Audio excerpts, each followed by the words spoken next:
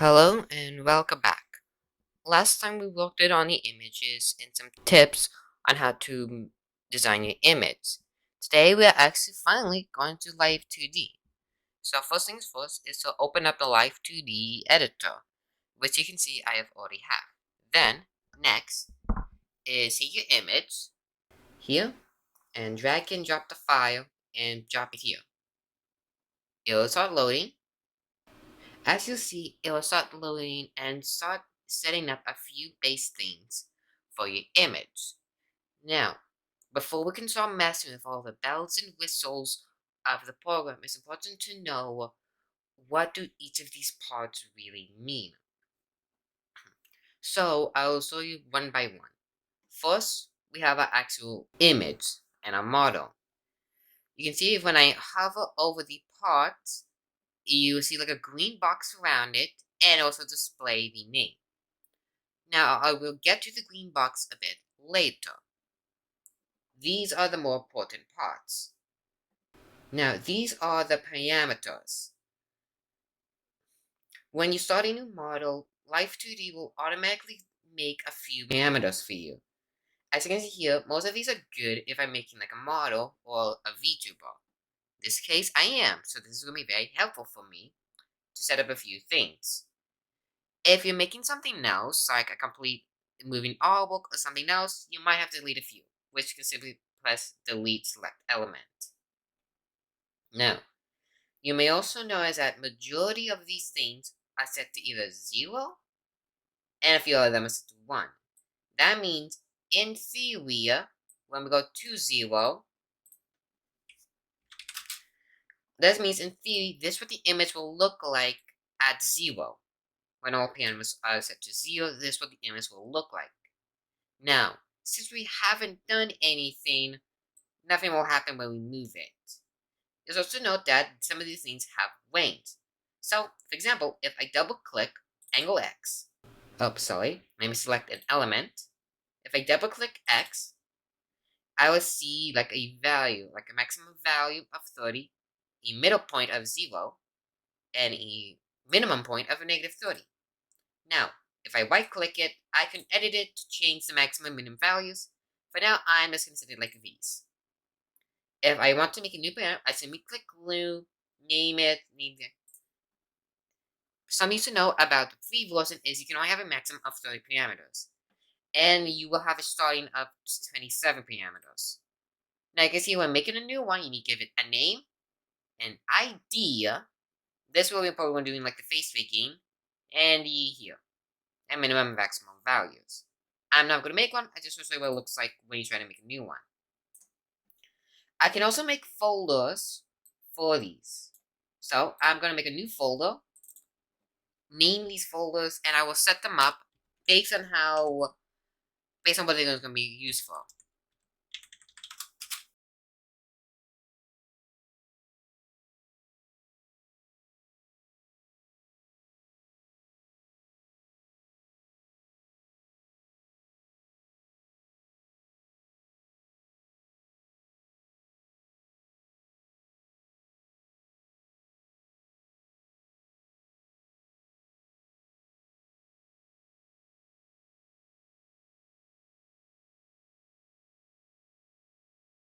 Now, I just do this just to do some organization more quickly and neatly. So, it won't be much. Now, here are all the folders that I made. All the images. So, that's some basic stuff about the parameter. These are parts. You can see here that they're kind of layered around how I set them to be. They will layer it based on how you laid in the image. So, most likely, if I move this somewhere way up, example on here, it'll go all the way up. So that's one way to move around where each part goes. But there's another method of doing this. You notice every one of these parts are set to 500 in here. So if I set this to above a number higher, aka you notice the drawing order, it will also appear up front even though the layers have not changed. So that's another method of layering things. You can often use this when moving. Now, next up are the deformer hierarchy. Now, since we haven't done anything, nothing to the parameters, nothing at all of these will be on the same level in the hierarchy. What this means is, when we make a change in deforming, for example, to this part of the horn, then it will only affect that part. But if something is under this, whatever the forms here will apply to whatever is under it in the level and so on. As you see, I have my references and this, and a few other things I have not done. When we click on an image, we get to see like the properties and the expector, like the name of the part, the ID, what section this is in, so this is part body, we can move it to a different spot. Deformer, since it's in the hierarchy, since it's root them, it's the highest part of this hierarchy. Clipping ID is it being clipped to something? Invert mask, journal, opacity, basically how noticeable it is. So if this is set to 0, like this, the lower it is, the more see-through it comes.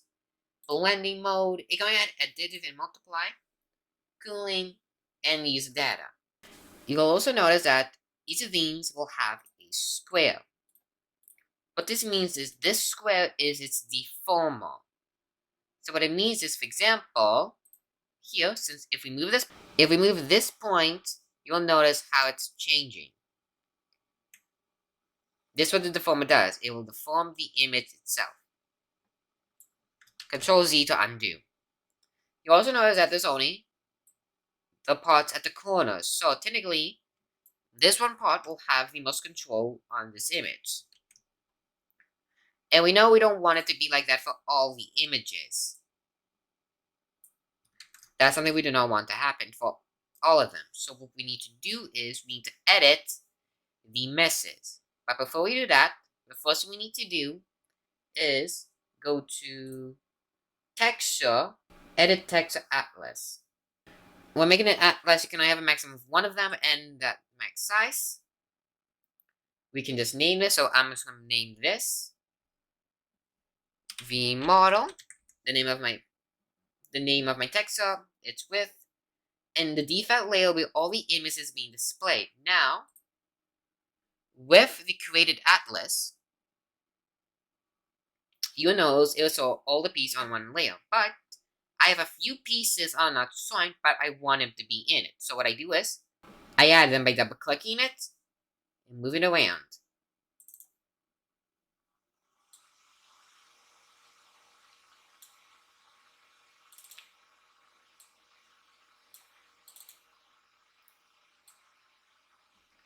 Now, since these are just references, I'm not going to add these. So File, and I'm just going to press OK at the end.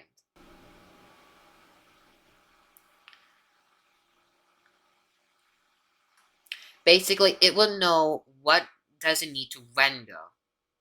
So since we're not messing with the references, it won't really mess with them. After this, so now with the art mess made, we can now edit these deformers more properly. So what we can do is we select a piece that we want. For example, let's do the belt.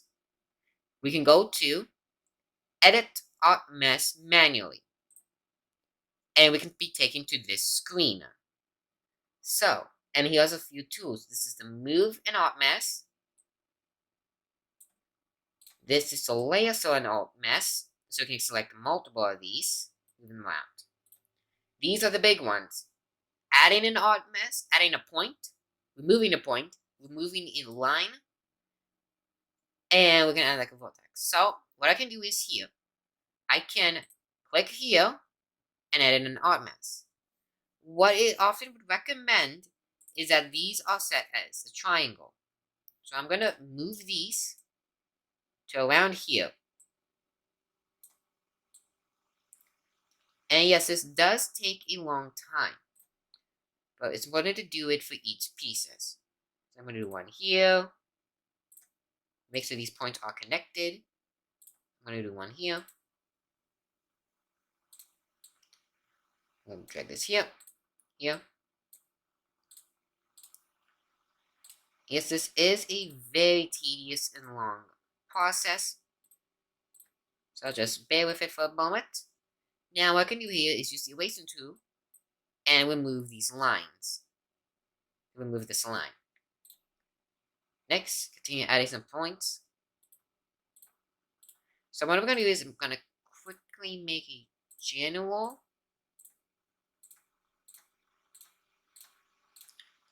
line or idea how the message go. And here, when you make sure it's not open, that's like the warning, like make sure it's not open. And generally do this. And triangle. So now the more points there is,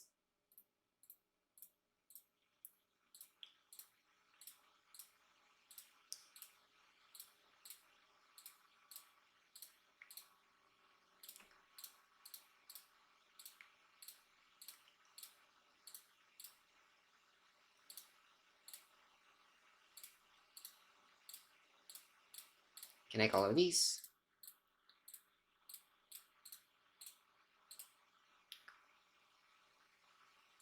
I'm just going to select this one. Move this one here. Now I can just do here. And here.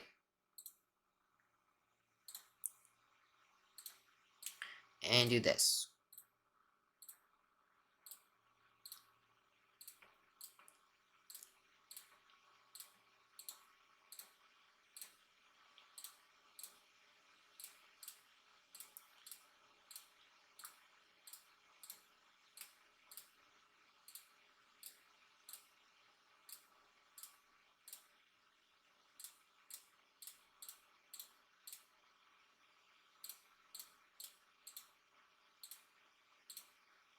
Oh. Let's just decrease the size of this.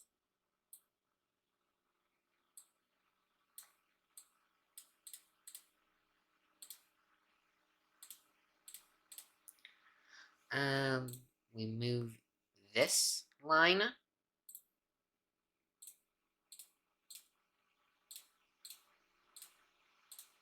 And boom.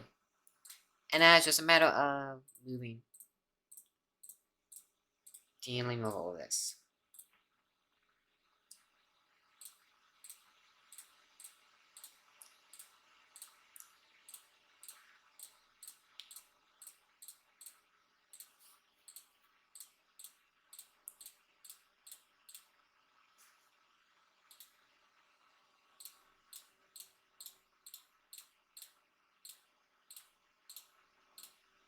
And boom. Once we're done editing all of these messes, like all nice, if I like have them all, we can just say, save the changes, and boom. Now, so what we've done is since all these are changed, we remove 1 point, it's not messing with too much of the image. Just what we want. So when we like making some changes, it'll look more smooth. It would make sense to add more points to them so for more smoother transitioning, that's more almost smoother moving. But take a while. So you need to do this for every point. Well, yes, this is very time. You can just edit one mess at a time. But if you want to say after this, you can just say select all. Make sure everything's selected, and just press automatically admit mess. I'm just gonna put in standard right here, and yeah, boom. All of these have their own art mess. Yay! So when we move them out, you can see that they don't have a green box around them. Instead, they have these nice capitals around the body, which is quite nice and handy. But sadly, we can't really do this because certain pieces of the art mess often requires more special like vortex. For example, this eyebrow. It's good, but I want to make a few changes to them to fit how I would like it. So here, I would like to add a point here, and here.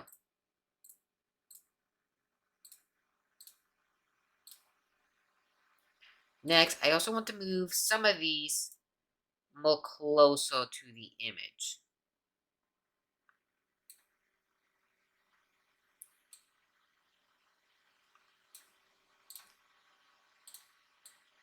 Move this point here.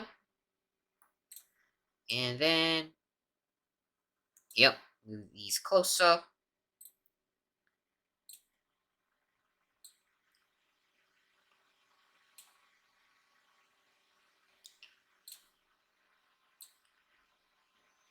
It might not be bad to have this one around here. And then finally, move these two closer. Yeah, that's how I like it. So it's gonna need to go around the whole thing and change, edit any messes that you want. It doesn't have to be all of them, but you can change it how you like it to be. So I'm gonna speed up this process of me changing all of the messes. So I'll be right back in a minute. So have a snack while I try to mess with everything.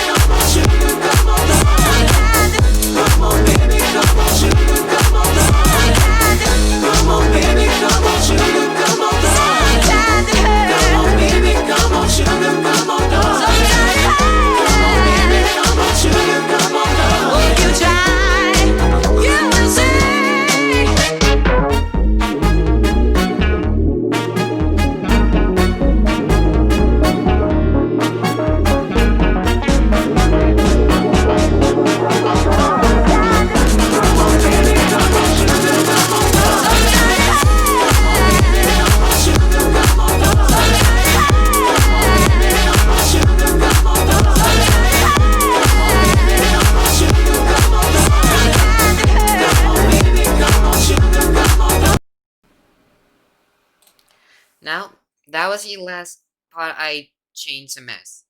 You may notice as I was doing this, some parts I left out because I liked how it was generated.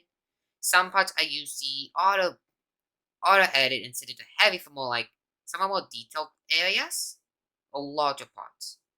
And some I edit manually. While some I could edit manually more to make it more cleaner and nicer. What I mainly did is make it they don't have too much power over the pieces. Now,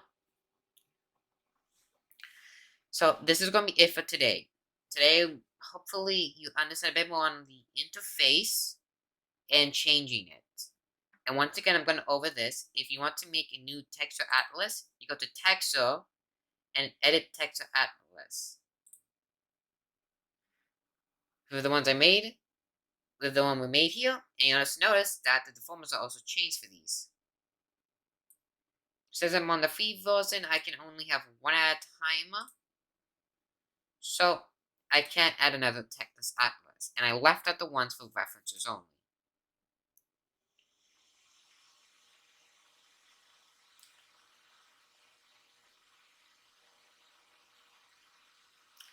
Anyway, I hope that's it for today. Have a nice day, everybody. See you all next time, where we actually are going to do some deforming. I think up is going to be the head movement, the big one.